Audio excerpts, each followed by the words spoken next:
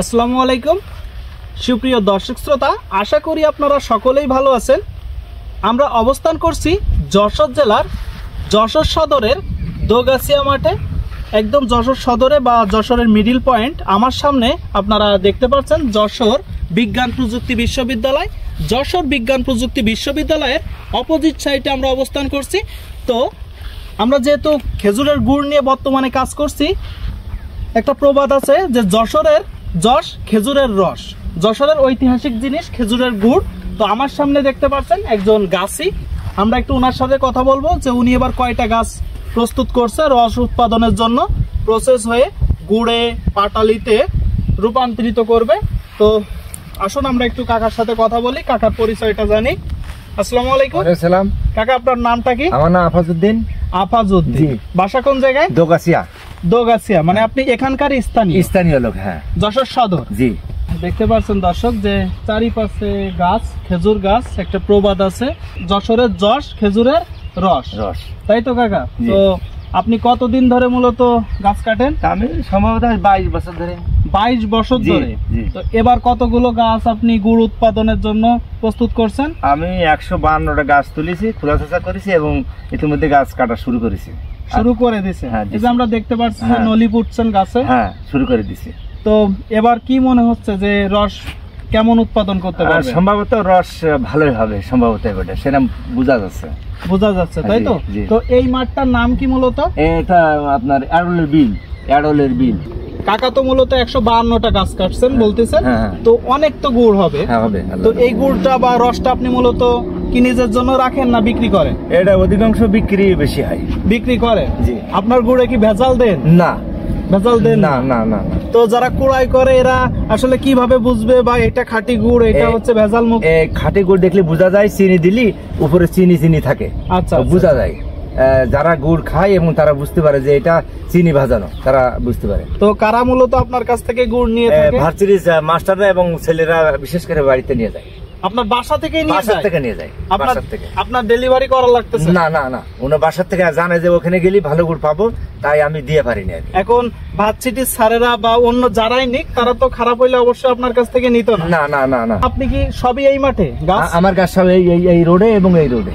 আমরা তো দেখতে পাচ্ছি যে এখানে কয়েক হাজার গাছ। আপনারা যদি দর্শক দেখতে পারেন, এই যে সামনে আমার সামনে প্রচুর পরিমাণে গাছ দেখতে পাচ্ছেন, প্রচুর পরিমাণে খেজুরের গাছ, হাজার হাজার গাছ। আর যেখান থেকে প্রতিদিনে তো রস উৎপাদন করা হচ্ছে, যেটা প্রসেসের মাধ্যমে গুড় পাটারিতে রূপান্তরিত করা হচ্ছে।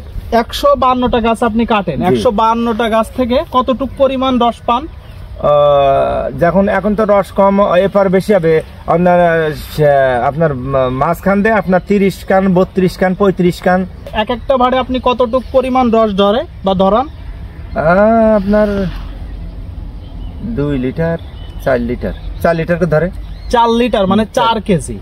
একটা ভাড়ে 4 কেজি রস ধরে। তাহলে আপনারা হিসেব করুন যে 32টা ভাড় থেকে কতটুক পরিমাণ রস আছে। আর মূলত কয়টা ভাড় থেকে 10 কেজি পরিমাণ গুড় আপনি হচ্ছে উৎপাদন করতে পারেন? 10টা থেকে 12টা। 10টা থেকে 12টা পরিমাণ ভাড়ের রস হইলেই কাকা মূলত 10 কেজি পরিমাণ গুড় উৎপাদন করা যায়। তো হচ্ছে আপনার মূল পেশা কি কাকা? আমার পেশা কৃষি কাজ করেন। তো এই যে এখন শীতের শুরু, এখনো প্রায় 3 মাস থাকবে, এই 3 মাস কি শুধু গাছই কাটবেন না অন্য কিছু করবেন? গাছও কাটবো, পাশাপাশি আপনার পাতও দেবো এবং 7-8 বিঘে ভুঁইও রোবো এবং গরু বাছুর আছে, ছাগল আছে, বিভিন্ন তালে থাকতে। মানে কাকাকে একটু শুয়ে দেখি, উনি 152টা গাছ কাটবে খেজুরের গাছ, পাশাপাশি 7 থেকে 8 বিঘা ধান করবে। তাহলে আসলে ইনি হচ্ছে দেশের সম্পদ, ইনি মূলত মাটির মানুষ। এবং পেঁয়াজ রসুন আছে এবং মুসুরি আছে 2 বিঘে, সরষে আছে 1-1.5 বিঘে। আলহামদুলিল্লাহ, আলহামদুলিল্লাহ। মানে ওনার কথা শুনে এত পরিমাণ ভালো লাগতেছে। দেখেন যে আমরা এই বয়সে এসে বসে থাকি, কি করব চিন্তা করি, কিন্তু উনি এত পরিমাণ কাজ করতেছেন। আবার এই 2টো গরুর দুধ হয়, তার 6-7টা গরু, 10-12টা ছাগল, এদের জানা কাটতে বসে থাকতে হয়, মানে সবসময় কাজের থাকে, মানে কাজের উপরে আছে। আপনার বয়স কত বছর? 75 শিওর। 75 বছর। যখন এই বয়সের কথা বলছি ভাই, আর সম্পূর্ণ ওনাকে একটু সম্পূর্ণ দেখান। আর কবুতর আছে 200। জি জি, 200 কবুতর আছে আল্লাহর নামে আমার। তাহলে আপনি আবার প্রথম থেকে বলেন তো যে এখন আপনি কি কি করতেছেন আর আপনার কি কি আছে? আছে আল্লাহর মতে 7-8 বিঘা সম্পত্তি আছে এবং রসুন, পেঁয়াজ, তারপর আপনার আছে মুসুরি, তারপর খেসারিও আছে, খেসারিও বুনেছি, যার বলে তেওড়া আর কি আমাদের। আর গরু কবুতর? গরু আছে 8টা গরু আছে, কবুতর আছে 200, ছাগল আছে 12টা।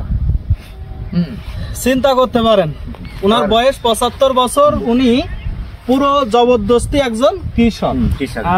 আমরা আসলে চিন্তা করি যে কি করব না করব, আর উনি 75 বছর বয়সে এসে এত কিছু করতেছে। ওনার গরু আছে, কবুতর আছে 152টা, উনি খেজুরের গাছ কাটছে, পাশাপাশি 7 থেকে 8 বিঘা ধান উৎপাদন করবে।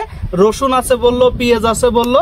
বাচ্চা কাচ্চা কয়টা? আমার বাচ্চা আপনার একটা মেয়ে, 2টো ছেলে। একটা মেয়ে 2টা ছেলে। তো মেয়েটা এখন কি করে? ছেলে 2টা?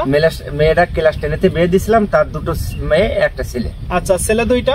ছেলে 2টা, একটা বড়টা মালয়েশিয়া, তার বিবাহ দিয়েছে, একটা মেয়ে হয়েছে, সে মালয়েশিয়া বর্তমান আছে। আচ্ছা, আপনার ছোট ছেলেটা কি করে? এই যশোর প্রযুক্তি বিজ্ঞান প্রযুক্তিতে পড়াশোনা করে যশোর আর কি, এই যে আমাদের এই যে মানে আমার সামনেই দেখতে পাচ্ছেন যে যশোর বিজ্ঞান প্রযুক্তি বিশ্ববিদ্যালয়। দর্শক, আমরা এখন একদম বিজ্ঞান প্রযুক্তি বিশ্ববিদ্যালয়ের পাশেই আছি। বাংলাদেশের সর্বোচ্চ স্থানে পড়াশোনা করাচ্ছেন। জি জি।